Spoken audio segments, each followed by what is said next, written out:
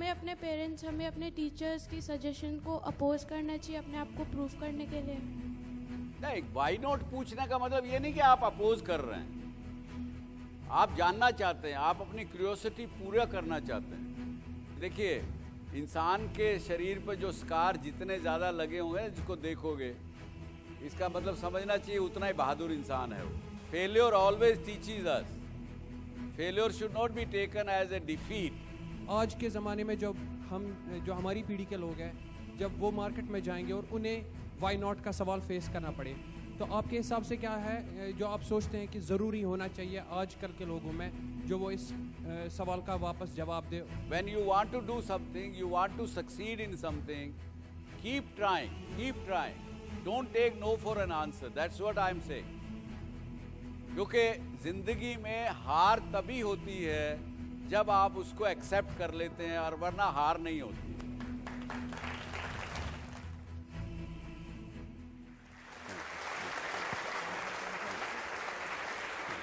Thank you. How are you today?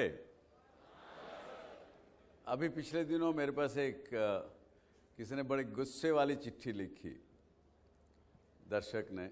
उन्होंने लिखा, क्योंकि एक पीछे एक शो आया था मेरा, उस पे हमने टॉपिक डिस्कस किया था, आप ये समझें कि आपके पास केवल 24 घंटे की ज़िंदगी बाकी है, तो क्या करेंगे आप? एक क्वेश्चन, अटपटा क्वेश्चन था ये, कि भाई अच्छे भले आदमी से आप पूछ रहे हो कि यार तुम्हारी ज़िंदगी के अब केवल 24 घंटे बचे हैं। इसी तरह की इस कड़ी में उन्होंने कहा कि आप ये तो नेगेटिव बात कर रहे हैं, ये क्यों सोचें? हम तो ये सोचेंगे कि जी ज़िंदगी का आज पहला दिन है। ये पॉजिटिव सोच है उनके हिसाब से। तो मेरा ऐसे मानना है कि पॉजिटिव सोच आज ज़िंदगी का पहला दिन है, इससे नहीं आएगी। नेगेटिविटी को कैसे आप नकार सकें, मुझे नहीं पता। आप में से आज स्टूडेंट्स हैं, आप मान लीजिए आप लॉ कर रहे हैं, यहाँ किसी से पूछो भाई लॉ क्यों कर रहे हो आप, इंजीनियरिंग क्यों नहीं कर रहे? भाई मेरा दोस्त जा रहा था उसी में लॉ करने, तो मैं भी आ गया। या मेरे फादर ने कहा कि नहीं एमबीए करना ज़रूरी है, आपने कहा नहीं मैं तो इंजीनियरिंग करना चाहता हूँ, पिताजी ने मना कर दिया। बोले यार वो इंजीनियरिंग किए हुए लोग ऐसे ही घूमते रहते हैं बिना नौकरी के। पर हम पूछते नहीं ज़िंदगी से भाई क्यों, मैं जो करना चाहता हूँ या करना चाहती हूँ मुझे क्यों नहीं करने दिया जाता? तो आज का विषय यही है कि क्यों नहीं। अपना मैं तजुर्बा बताता हूँ आपको कि जब ये टीवी की बात ज़्यादा करते हैं तो इसलिए टीवी की बात करूँगा। जब शुरू करने लगे तो जो वकील लोग थे उन्होंने कहा आप कर ही नहीं सकते। मैंने पूछा भाई क्यों नहीं कर सकते? Satellite television in India is restricted only to be done by the government, private sector कर ही नहीं सकता। क्यों नहीं कर सकता? ऐसा कानून है। उसके बाद आगे बढ़े तो ये क्वेश्चन हुआ कि क्या चलाएंगे, प्रोग्रामिंग क्या दिखाएंगे? प्रोग्राम तो हम दिखाएंगे, सब फिल्में दिखाएंगे, उनके गाने दिखाएंगे, कुछ और कार्यक्रम बनाएंगे। उनका आईपीआर ठीक नहीं है, प्रोड्यूसर ने अनाप शनाप राइट्स लिख के दे दिए हैं, किसी के पास है नहीं। क्यों है ऐसा? तो क्यों जो प्रश्न है, क्यों नहीं, आपको ज़िंदगी में हर मोड़ पर आपको सलाह दी जाएगी ये आप नहीं कर सकते, लेकिन आपको पूछने की आदत है कि नहीं, क्यों नहीं, मैं क्यों नहीं कर सकता, ये मैं ये क्यों नहीं कर सकती। ये जब हम प्रश्न नहीं पूछते हैं अपने आप से या बाहर वालों से, तो एक न एक दिन हमारे अंदर भी नकारात्मक सोच आने लगती है। हम भी ज़िंदगी को नेगेटिव रूप में देखने लगते हैं, और जैसे नेगेटिविटी आ गई हमारे अंदर, वो मल्टीप्लाई होती है, फिर अंदर ही अंदर वो मल्टीप्लाई होती है। तो आपको कुछ भी जो चीज़ है वो पॉजिटिव दिखेगी नहीं। ज़िंदगी से हताश, निराश। अमेरिका एक ऐसी सोसाइटी है, अमेरिका में लगभग 35 से 40% लोग डिप्रेशन की गोलियां लेते हैं। और depression starts only with negativity. आप में से किसने कितना ऐसा कुछ महसूस किया है कभी? मैं 9th क्लास में था, मैं एक कोडिंग कंपटीशन में जाना चाहता था। तो मैंने अपनी फैमिली को बोला कि मेरे को 5000 रुपीज़ चाहिए, फॉर्म फिल करना है, ये करना है। तो मेरे डैड ने और लोगों से पूछा, वो बोलते हैं कि आपका लड़का तो बहुत छोटा है, ऐसे कैसे जा सकता है। तो घर वालों ने बहुत बोला कि नहीं जा सकते, नहीं जा सकते, नहीं जा सकते। तो मैंने उनसे बोला कि ठीक है, एक बार मौका दे दो, जीतूँ तो ठीक है, नहीं तो फिर मैं किसी चीज़ के लिए नहीं बोलूँगा। भले ही मैं नहीं जीता, बट मैं फेमस हो गया। और फिर घर वालों ने अलाउ कर दिया आगे कॉम्पिटिशन जाने के लिए। बट कम से कम मैं 15 दिन तक घर वालों को परेशान करता, मुझे जाना है, मुझे जाना है, मुझे जाना है, मुझे जाना है। तो आपने उनकी ना को हाँ में बदल दिया। Yes sir. बड़ा अच्छी बात, very good. Anybody else, any other example? Sir, जहाँ तक बात क्यों नहीं की है, तो मुझे ऐसा लगता है कि सर कुछ चीज़ें एडवाइजेबल होती हैं जो नहीं करनी चाहिए। टीनेज मेंटालिटी एक ऐसी मेंटालिटी होती है, एक ऐसी जनरेशन होती है जिसमें अट्रैक्शन, डिज़ायर्स बहुत ज़्यादा होते हैं। तो वो हर चीज़ चाहता है कि वो करे, वो करे, वो करे, बट एट दैट इंस्टेंट वो चीज़ उसके लिए गलत हो सकती है। तो सर जहाँ तक बात है क्यों नहीं, तो वो सिर्फ उन चीज़ों तक लीगल है, उन चीज़ों तक रिस्ट्रिक्टेड है जो सही है। और सर बात अगर आती है नेगेटिविटी की, तो sir these all depends on our actions, on our beliefs. हम कैसे, हमारे जेस्चर है, हमारा कैसा बिहेवियर है, उसी के हिसाब से negativity and positivity it automatically comes in our mind. Good. जैसे सर अगर आप किसी होली स्क्रिप्चर्स पर भी देखें, अगर किसी if let's take example of Gita, तो सर उसमें भी लिखा हुआ है the deeds which we do, the deeds which we commit, वही सारा हमारे पूरी साइकिल में होता रहता है। क्योंकि sir it is sir like a programme. जैसे कोई एक प्रोग्राम होता है, अगर उसमें हम लोग कुछ एरर करते हैं तो वही सिमिलर हमारी लाइफ पर भी फॉलो होता है कि अगर हम कुछ गलत काम करेंगे तो नेगेटिविटी आएगी, सही काम करेंगे तो वी विल फील कि हमारे एक पॉजिटिव ऑरा हमारे चारों तरफ है, और उसी के बिहाफ पर सारा होता रहता है। Very good. सर मतलब आज के 1.5 साल पहले मैं भंगड़ा सीखने गया था फर्स्ट टाइम। तो मेरे दोस्तों ने कहा, सबने कहा कि तेरे बस की नहीं है भंगड़ा करना, क्योंकि जो भंगड़े करने वाले होते हैं बहुत ज़्यादा मतलब हट्टे कट्टे होते हैं, लंबे होते हैं। तो मैंने कहा नहीं, मैं करके दिखाऊंगा। वो रोज़ मेरे को मजाक उड़ाते थे, कहते नहीं तेरे बस की नहीं, तू नहीं कर पाएगा। और सर इस साल मैंने जनवरी में इंडिया को रिप्रेजेंट किया। बहुत अच्छे। yes. और सर मोरओवर मैं उत्तर प्रदेश का था, तो मुझे कहते तू नहीं कर पाएगा। और इस साल मैंने अपने आप को मतलब मैंने इंडिया को रिप्रेजेंट किया भंगड़े में, ओमान जाके, Muscat. Very good, very good. Sir जब मैं बहुत छोटी थी, आई थिंक स्टैंडर्ड 1 और 2, मुझे तो अभी भी छोटी नजर आ रही है। सर यहाँ से थोड़ी सी बड़ी हो गई हूँ। तब सर मैंने पेरेंट्स को बोला दैट पापा I am interested in singing, मुझे म्यूज़िक क्लास ज्वाइन करा दो। तब मेरे फैमिली वर लाइक कि नहीं क्या करोगे आप, पढ़ाई में डिस्ट्रैक्शन आएगा, आप म्यूज़िक क्लास जाकर क्या करोगे। नहीं कराया 5, 6, 7, 8, 9, 10 नहीं जाने दिया मुझे।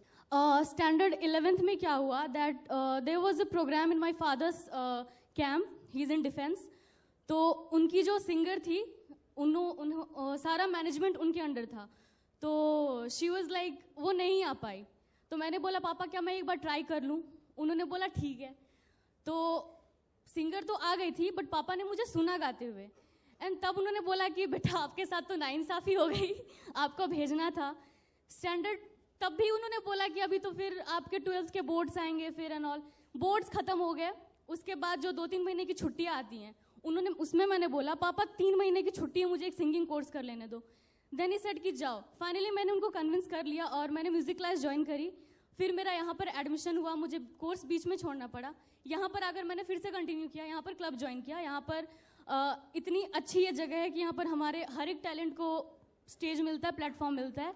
मैंने यहाँ पर ज्वाइन किया and finally I did it sir. So आपने देखा, एक question why not can change your thought process, can change your life. जिस पेरेंट्स ने 6 साल तक उस लड़की को म्यूजिक सीखने नहीं दिया, उसने ज़्यादा सवाल नहीं पूछे वाई नॉट, लेकिन बाय चांस जब उनके फादर ने उनको गाते हुए देखा सुना तो उनको लगा कि उसमें मेरी बच्ची में टैलेंट है और मुझे उसको करने दिया जाना चाहिए। लेकिन यदि आप प्रश्न पूछती कि वाई नॉट पापा, probably you would have started that earlier itself. Sir, we as a human being have a small lifespan here, and it is also said by our parents that you have to work hard, otherwise you will remain back with the generation which is coming on. Like if I stay today with my hobbies, I want to improve my talent.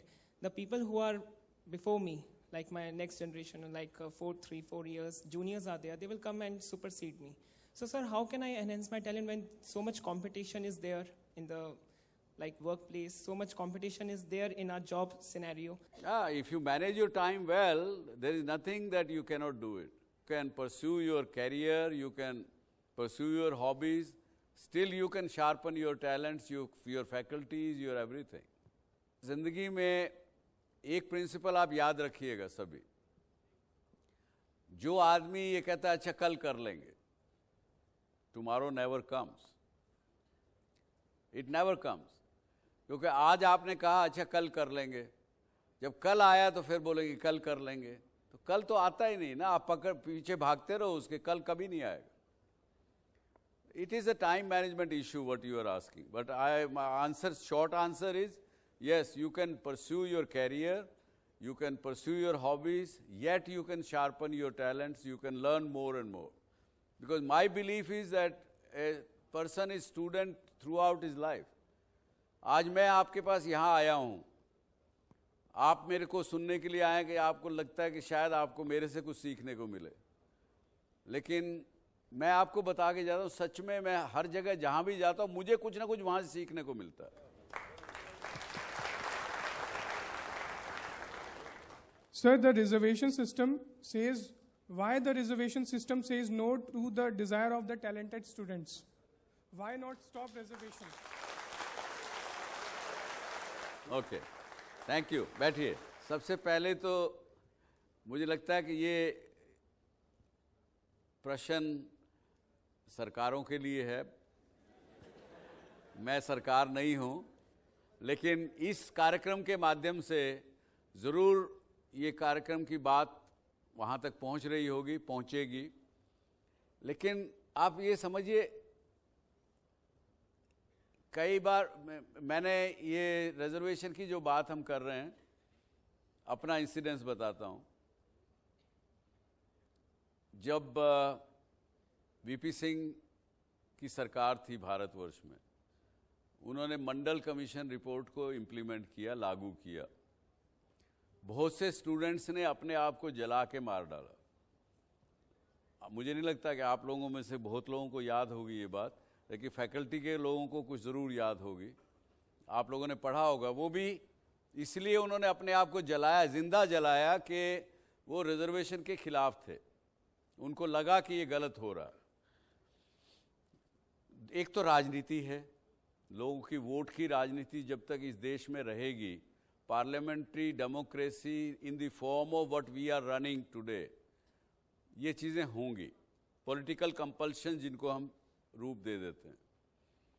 दूसरा ये भी एक सच्चाई है कि इस देश को आज़ादी मिलने से पहले बहुत सी जातियों को, बहुत से लोगों को, आज भी हमारे देश में, समाज में जन्म से किस जाति में पैदा हुआ इस बात की चर्चा करते हैं लोग। वो अभी भी सोशल इनइक्वालिटीज़ हैं हमारे समाज में, उस समय बहुत ज़्यादा थी। वो समाज पिछड़े रह गए थे, उनको आगे लाने के लिए कुछ आपको, उनकी टैलेंट नहीं है उनमें, उसको मौका मिलेगा ही नहीं, कहीं भी वो जा नहीं पाएंगे। इसको करने के लिए हमारे एल्डर्स ने सोचा कि उनको रिजर्वेशन देंगे तभी वो कुछ समाज में आगे आ सकेंगे। लेकिन अगर उस समय की बात को देखें तो उन्होंने ये कहा था कि अगले 20-30 साल अगर ये रिजर्वेशन रहेगी तो उसके बाद इसको रोक दिया जाएगा। लेकिन वो रोका नहीं गया, वो चलता रहा, अभी भी चलता जा रहा है। तो फ़र्क इतना ही है, आपकी बात भी समझता हूँ, लेकिन उसका एक यही है कि उनको भी साथ में लीजिए, आप भी आगे बढ़िए, तभी काम चलेगा। Sir, I would like to deviate a little bit from the topic. Why not? Sir, I would like to talk about entrepreneurship among students.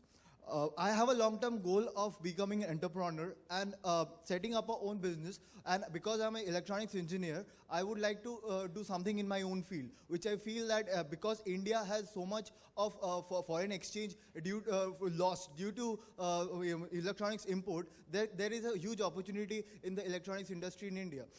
Sir, I would like to ask you one simple question, that is, a student like me who's just graduating and passing out, for them to learn entrepreneurship and to get some hands-on experience, what would you like to suggest to somebody like me?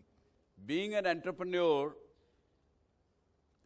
either you have that talent or not, you have to check that. अगर आपकी mentality बचपन से risk ना लेने की हो, या आपने सोचा हो ज़िंदगी में कि यार फिक्स इनकम मुझे मिलती रहे महीने की, साल की, उससे मैं अपनी लाइफ बनाऊंगा, अपनी शादी करूंगा और आगे बढ़ूंगा या बढ़ूंगी, तो आपको खुद को समझ लेना चाहिए कि आपके अंदर एंटरप्रेन्योरियल टैलेंट नहीं है। ये आपको खुद समझने की बात है। कोई आपको, एक आपकी चाह होती है कि मैं ये बनना चाहता हूँ, दूसरी तरफ आपके अपने टैलेंट हैं, उसकी कैपेबिलिटीज़ हैं। आपकी कैपेबिलिटी और चाहत में बहुत ज़्यादा अगर गैप होगा तो आप ना इधर के रहेंगे ना उधर के रहेंगे, ना खुदाई मिला ना विसाले सनम, ना इधर के रहे ना उधर के रहे। तो ये समझ के चलिए, बाकी कोई एक्सपीरियंस करने की और की कोई आवश्यकता नहीं, अपने अंदर विश्वास रखिए, कूद जाइए। आप में टैलेंट एंटरप्रेन्योर बनने का, आप बन जाएंगे, कामयाब होंगे, कोई परेशानी की बात नहीं। Education and knowledge are two different terms, but related to each other. And I want to know, according to you, what is the most important? Both are together. Knowledge is a result of education. When you study something, you gain knowledge. That's the result of education. Sir, मेरे को आपसे एक question पूछना था कि जब बात आती है क्वेश्चन वाई नॉट की, कि हमें अपने पेरेंट्स, हमें अपने टीचर्स की सजेशन को अपोज करना चाहिए अपने आप को प्रूव करने के लिए? नहीं, वाई नॉट पूछने का मतलब ये नहीं कि आप अपोज कर रहे हैं, आप जानना चाहते हैं, आप अपनी क्यूरियोसिटी पूरा करना चाहते हैं। सर, जब आप पूछेंगे कि जी मैं ये काम करने को आपके पेरेंट्स ने मना किया, टीचर ने मना किया, आप उनसे पूछते हैं why not, they may give you valid reason, you may get convince कि यस ये चीज़ नहीं करनी चाहिए, और otherwise you should have so much conviction कि आप उनको कन्विंस कर सको कि यहाँ ये करने जैसी चीज़ है। सर, व्हाट इफ अगर हम लोग रॉन्ग प्रूफ होते हैं, आई मीन कि अगर तो क्या हो गया, उससे सीखेंगे ना आप कुछ ना कुछ। और गलती जब होती है, देखिए इंसान के शरीर पर जो स्कार जितने ज़्यादा लगे होंगे, जिसको देखोगे, इसका मतलब समझना चाहिए उतना ही बहादुर इंसान है वो। Thank you sir. Failure always teaches us. Failure should not be taken as a defeat. Sir, मैं आपसे एक बहुत सामने देखा हुआ घटना मैं बताना चाहूँगा। मैं सर गोपालगंज डिस्ट्रिक्ट बिहार से बिलोंग करता हूँ। सर, मेरे गांव में एक मुस्लिम फैमिली था। वहाँ पे एक आदमी के लगभग 6-7 बच्चे थे सर। सर, उसमें से एक जो छोटा वाला था वो लड़का था। सर, जब वो जन्म लिया उसके बाद उसकी माँ एक्सपायर कर गई। पिता थे वो दिल्ली में दूसरी शादी कर लिए, बच्चों से कोई वो नहीं था। फिर जो उसके घर के लोग थे वो बच्चों को मतलब देखभाल करना बंद कर दिए। बच्चा ठंडी में ऐसा हुआ कि उसको जॉन्डिस हुआ, फिर वो पैरालाइज हुआ, एक्सपायर कर गया। गांव के लोग मतलब कोई भी उससे बिलोंग नहीं किए। फिर मैंने अपने फैमिली में बोला कि आखिर उसको क्यों नहीं हम लोग सपोर्ट कर सकते। सबने ये बोला कि वो दूसरे कास्ट से है। मैंने बोला कि ये सब ढोंग है। फिर जो मेरे फ्रेंड सर्कल के लोग थे वो बोले कि भाई अगर तुम इसको ढोंग मानते हो तो तुम एक ब्राह्मण परिवार से हो, तुम अपना जनेऊ तोड़ के फेंक दो। मैंने बोला कि नहीं, ऐसा नहीं होगा। क्यों नहीं हम उसको सपोर्ट कर सकते हैं? ये सवाल तो भैया पूरे देश के सामने है। क्यों नहीं क्यों हम जाति के आधार पर अपने आप को बांटे हुए हैं? सर आपने अभी रिजर्वेशन पे थोड़ा सा अपना सुझाव दिया। सर मैं रिजर्वेशन पे थोड़ा सा अपना सा सुझाव देना चाहूंगा। आखिर हम सब मिलके क्यों नहीं सबको आगे बढ़ाना चाहते? हम सब ये क्यों सोचते हैं कि अगर रिजर्वेशन है तभी हम उसके बल पे आगे बढ़ेंगे, या फिर हम जनरल से हैं तो हम अपने मेहनत पे सिर्फ अपना विकास करेंगे, अपना डेवलपमेंट करेंगे? हम ये क्यों नहीं सोचते कि हम पूरे समाज का इक्वल सब मिलके डेवलपमेंट करेंगे? ऐसा क्यों नहीं सोचते हैं सर? इसका जवाब एक ही है, क्योंकि हम लोग इतने सैकड़ों वर्षों की गुलामी में रहे, इतना कुछ सहा, उसके कारण से हम लोग से केवल मेरा क्या, मेरे परिवार का क्या, मेरी जाति का क्या, वहां तक सिमट के रह गए। हम कहने वाले लोग समाज में कितने मिलते हैं? जब भी हम बात करते हैं तो हम कहते हैं मैंने ये किया, मैं ये करूंगी, मैं ये हूँगा, मुझे ये बनना है, मुझे अपने परिवार का ये करना है।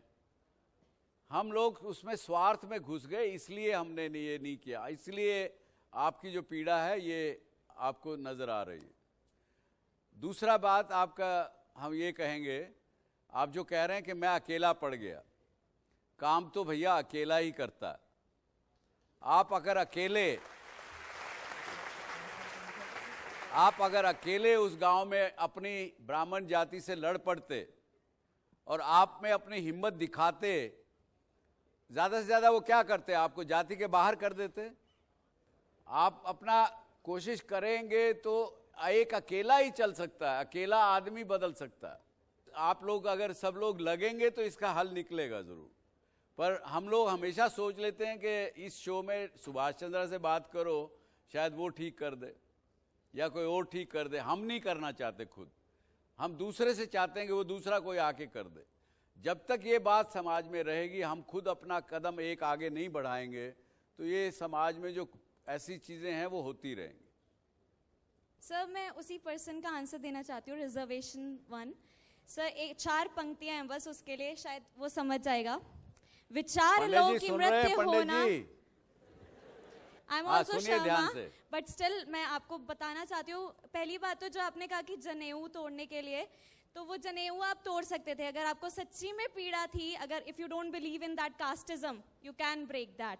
तो इसके लिए मैं, और इनिशिएशन एक पर्सन से होता है, जैसे कि सर ने बोला, नरेंद्र मोदी ने इनिशिएट किया, पूरी पब्लिक आज उनके साथ है। अरविंद, चाहे वो अरविंद जो भी सपोर्टर्स है, अरविंद केजरीवाल ने स्टार्ट किया और वही सेम आज पब्लिक उनके साथ है। तो 4 पंक्तियों के साथ मैं इसमें बोलना चाहूंगी। विचार लो कि मृत्यु होना, मृत्यु से डरो कभी, मरो परंतु यो मरो की याद जो करे सभी। यही पशु प्रवृत्ति है कि आप ही चरे, वही मनुष्य है कि जो मनुष्य के लिए मरे, वही मनुष्य है कि जो मनुष्य के लिए मरे। I'm really happy. I would like you to come here. Stand with me. Yes. Ashima Sharma. Ashima, देखिए मेरा आज मैं दर्शकों से आपको रूबरू कराना चाहता हूं जो घर में बैठ के ये कार्यक्रम देख रहे हैं। मेरा भी ऐसा मानना है कि हमारे शास्त्रों में ये कहा गया कि इंसान के भी कई रूप से उसको जाना जाता है। जो आदमी, जैसे अगर मान लो मैं केवल खुद से बहुत ज़्यादा स्वार्थी हूँ, अपने ऊपर बात सोचता हूँ, तो उसको हमारे शास्त्रों ने कहा it's a mineral human being, यानी जिसमें कोई जान नहीं है, मिनरल ह्यूमन बीइंग उसको कहा गया। जब मैं थोड़ा सा अपना दायरा अपने से हटा के अपने परिवार के ऊपर ले जाता हूँ, बाकी और किसी की परवाह नहीं करता, तो उसको इंसान को कहा गया वेजिटेबल ह्यूमन बीइंग। तीसरा, इंसान जिसने ये सोचा कि चलो मैं अपने समाज या अपनी जाति या अपनी शहर या उसको वहाँ तक चला गया, उसकी सोच बढ़ाई, उसको कहा गया एनिमल ह्यूमन बीइंग। फिर उसके बाद जो नेक्स्ट एवोल्यूशन इंसान का हुआ, उस एवोल्यूशन में जो इंसान सोचे कि सबका भला हो, पूरे इंसानों का भला हो, पूरे देश के वर्ल्ड के लोगों का भला हो, उसको ह्यूमन बीइंग कहा गया। और उससे बड़ी ऊपर अवस्था आई जिसको बियॉन्ड ह्यूमन बीइंग कहा गया, उसको जो मनुष्यों की नहीं, एवरी बीइंग की, वो चाहे वेजिटेबल हो, चाहे एनिमल्स हो, चाहे कोई हो, सबका भला चाहता, जो कि मैं समझता हूँ हमारे इस देश की संस्कृति है कि सबका कल्याण हो। तो आपने जो बात कही, ये कहाँ तक आप समझती हैं कि आज के युग में प्रैक्टिकल है? प्रैक्टिकलनेस हर किसी में होती है sir. Practical is everyone, because ये ऐसा टाइम है कि we should be practical, but sometimes it comes about emotions, feelings. तब हमें सोचना पड़ता है कि yes, we have to go for that incident, कि हमें उसके लिए इमोशनल होना चाहिए। जो मेरी लाइंस थी कि मनुष्य को समझे, चाहे वो इंसान कोई भी जाति हो, मीन्स चाहे हिंदू, मुस्लिम, सिख, ईसाई, कास्टिज्म छोड़ देनी चाहिए मेरे हिसाब से तो पहली बात। But the thing is that कि we have to think for other person. हम अपने बारे में तो सोचते हैं, बट हमें दूसरों के बारे में भी सोचना चाहिए। आपसे और सवाल पूछता हूँ, दूसरी जाति का एक आदमी आके आपको थप्पड़ मारता है, इसलिए मारता है कि आप उसकी जाति की विश्वास नहीं करते हो, कुछ करते हो, उसमें आप क्या करोगे? उस स्थिति में क्या करोगे? अगर वो सही है, मेरा मानना यह है कि अगर वो सही है, अगर मैंने सही में उसके कास्ट का विरोध किया है और मैं गलत हूँ उस पॉइंट पे, और अगर वो मुझे मारता है तो I should accept that. But आज के ज़माने में मैं उसको मार दूंगी उल्टा कि हाँ ठीक है, बट उसको एक्सेप्ट करना वो person to person sir depend करता है कि उसकी मेंटालिटी क्या है। वो पर्सन बेयर कर सकता है उस चीज़ को या नहीं कर सकता। अगर मेरे को समझ आ गई उसकी बात कि हाँ ही वॉज राइट और शी वॉज राइट, तो मैं एक्सेप्ट कर लूंगी। With that, thank you very much coming on DSC show. All the best. Yes Sir, I would like to say that today's generation is quite quick-tempered. They get provoked very easily. The situation sometimes becomes that the child or the youngster make an suicide attempt. So should a direct no should be a way out, or some effective ways of saying no should be used? There are many ways. अगर मेरे को मेरा बेटा या बेटी को इस बात को पूछते हैं और मुझे ना करना है, तो मैं उनको कहूँगा मैं उनको कहूँगा कि there is another way to look at it. Why don't you look at this way and then decide for yourself? मैंने ना भी नहीं कहा, लेकिन ना कह भी दिया. So the situation can be that's tackled. a honest reply to as a father. क्योंकि जिंदगी में हर चीज को देखने के अलग अलग नजरिए होते हैं और होने चाहिए। हर चीज का अलग पहलू होता है, लेकिन यह है कि हम लोग देखना नहीं चाहते उसको, इसलिए समस्या आती है। If you as a youngster, जैसे आपने कहा कि youth is very impatient, they don't want to hear no etcetera, मुझे भी तो ऐसा एक्सपीरियंस नहीं है। मैंने तो देखा है कि आजकल की पीढ़ी, आप लोग माफ़ करना मुझे गुस्सा हो गए आप, लेकिन बहुत ज़्यादातर मैंने लोगों को देखा है, वो उनको ना करो, अच्छा ठीक है, वो करके बैठ जाते हैं। बल्कि मैं उनसे कहता हूं कि आप ना का जवाब उल्टा पूछते क्यों नहीं हो? Why your curiosity is not there? क्योंकि जब कई बार हमारे पास नॉलेज की कमी होती है और हम दूसरे किसी से पूछते हैं, उसको सोचते हैं कि ये नॉलेजेबल आदमी है या नॉलेजेबल औरत है, हम उनसे पूछ के उनकी गलत बात को भी स्वीकार करके बैठ जाते हैं, क्योंकि ज़्यादा मेहनत करने से डर लगता है, कोशिश करने से। आप सवाल पूछना लोगों ने बंद कर दिया, व्हाई नॉट?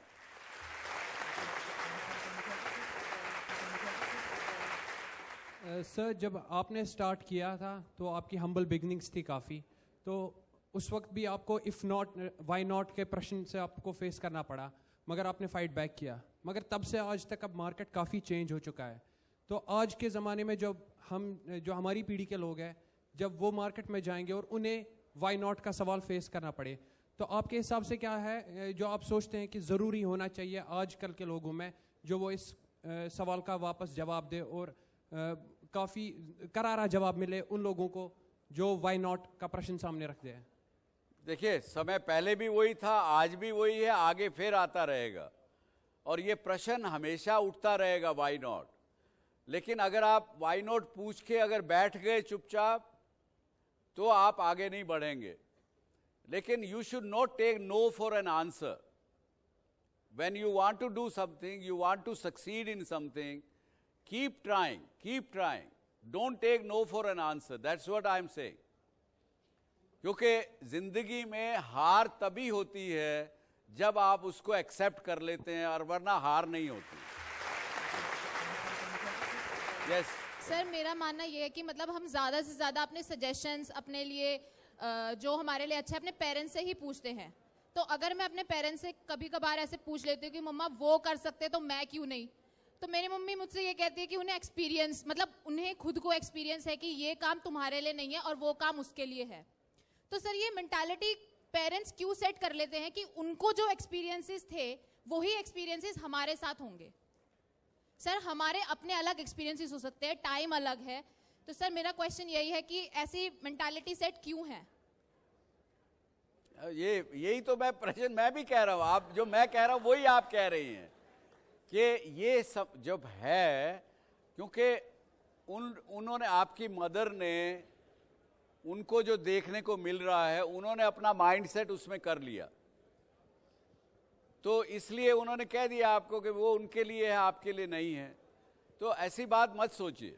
सर, अगर मैं ऐसी बात नहीं सोचती और मैं कुछ अगर अलग हटके करती हूँ, करिए सर। कर चुकी हूँ मैं, क्योंकि मेरी मदर चाहती थी मैं लॉ में जाऊँ और मैं जर्नलिज्म कर रही हूँ। तो घर में मुझे पहले तो बहुत, मतलब घर पूरे परिवार में नहीं, वो लॉ की कोचिंग करवाई, इतना पैसा लगवाया, सब करा मैंने, बट लास्ट मोमेंट पे मना करके मैं जर्नलिज्म में आ गई, क्योंकि मेरा हमेशा से माइंडसेट था। तो सर, अभी भी मेरी मम्मी मेरे से सेटिस्फाइड है, she is proud of me कि मैं कुछ अलग कर रही हूँ। बट कभी कभी she calls me and she cries saying कि मैं चाहती थी कि तू लॉ करे, मैं तुझे उस लाल बत्ती की गाड़ी के साथ देखना चाहती थी। तो सर, मेरे को अभी भी बिल्कुल समझ नहीं आता कि if she is proud of me, तो फिर ये मेंटालिटी क्यों आ जाती है कि मैंने जब वाई नॉट पूछा तो ये मेरे को आंसर मिल गया क्योंकि हमें एक्सपीरियंस है। सर, हमारे अपने एक्सपीरियंस भी हो सकते हैं। तो सर, ऐसा हम क्या कर सकते हैं कि हम अपने पेरेंट्स को कन्विंस कर दे कि देखो जो मैं कर रही हूँ वो मेरे लिए अच्छा है, आप जो चाहते थे वो हो सकता था। आप एक बढ़िया जर्नलिस्ट बन के दिखाइए, और उसके बाद एक और ऊंची लाइफ में आगे बढ़ के दिखाइए, आपकी मदर का भी सोचना बदल जाएगा। Yes, you have to do that. Yes, sir. Definitely, sir. Yes. Sir, मेरा क्वेश्चन ये है कि कई बार कुछ लगातार असफलताएं होती है या कोई शारीरिक अक्षमता होती है, तो उसकी वजह से हमारे अंदर हीन भावना आ जाती है, उसको कैसे रिमूव करें सर?